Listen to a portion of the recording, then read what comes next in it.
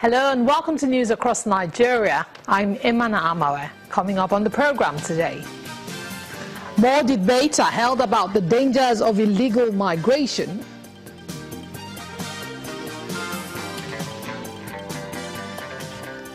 Yobe fire victims get support from the government.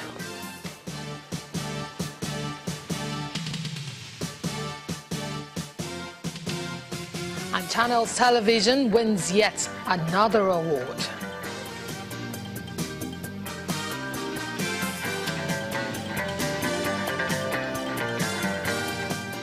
Welcome to News Across Nigeria, the program that brings you news from the length and breadth of Nigeria.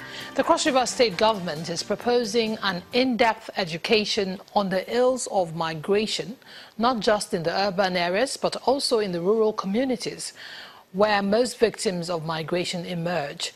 According to government, if everyone is armed with necessary information as regards migration, the urge to travel to some countries or localities, even within the country, in search of greener pastures would naturally die. This formed major discussions at a forum organized for information, media and public relations practitioners in Calabar, the Cross River State capital. Stories of thousands of Africans making previous journeys across their hopes of a better future have been making the news. Roundtable discussions, and citations of all sorts have also been held to inform the people of the dangers of illegal migration.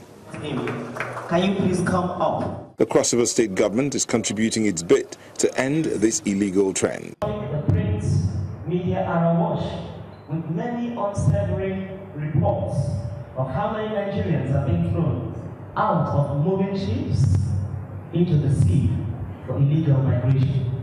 Of course, we know what happens in Libya, Italy, Spain, and other countries. The modern slavery that we have found ourselves faced with. Unfortunately, information about migration is limited. The Nigerian Immigration Service provides the numbers, signaling a high rise in migration rates in the country. The whole world will have 244 million migrants. And I say out of these 244 million migrants, we have 150 million migrants in labor migration. And on top of that, I said we had 17 million Nigerians that are living abroad, who are now our diaspora community. And I said of those number of persons, we had 515 billion US dollars that have been, as a result of migration worldwide. And I zeroed it into Nigeria, saying that Nigeria had remittances within 2016 to 25 million, quoting the Central Bank of Nigeria. So basically I'm saying migration as it is. Others believe illegal migration is driven by a desire for better lives, a primary responsibility home governments have failed to provide. Migration is a natural occurrence and the need to migrate will continue. However, these illegal trends have to be adequately dealt with. And another batch of 365 Nigerian returnees from Libya have been brought back to Nigeria with the aid of the International Organization for Migration. Amongst them were 98 female adults, 7 female children, 14 female infants, 233 male adults, and 3 male children, as well as 11 male infants.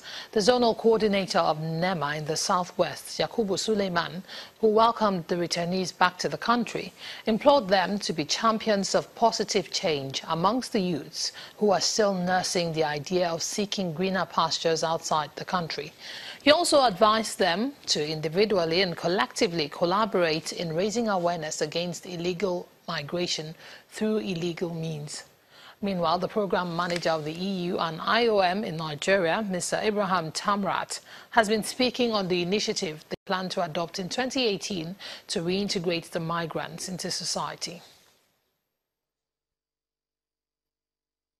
Since it started in April, the project has assisted more than 5,000 Nigerians to voluntarily return from Mediterranean route, mainly Libya, Niger, Mali, and so forth. So it has also initiated the reintegration support provision, giving priority to the most vulnerable. We're talking about most vulnerable, such as possible victims of trafficking, minors, pregnant women, and so forth. So we're providing reintegration as well. We have initiated that component as well. These 5,000 plus migrants would be reintegrated, so we'll be expanding capacity. And the reintegration component includes three aspects. One is individual reintegration, the other one is collective reintegration, and the third one is community-based reintegration, where it tries to address the needs of the receiving communities to reduce the impact of the return migration on receiving communities. So we'll focus on that one while also continuing to provide return assistance for migrants that are stranded in different parts of the Mediterranean route. And the British High Commissioner to Nigeria, Paul Arkwright, says his country is interested in partnering with the Plateau State government to enhance peace and security in the state by providing necessary support and logistics for peaceful coexistence. This assurance was given during the British envoy's visit to Jos, the Plateau State capital. Mr. Arkwright also says investors from his country will explore business opportunities in the agriculture and mining sectors.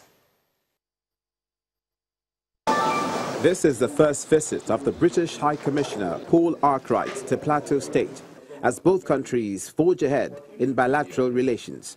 British High Commissioner to Nigeria.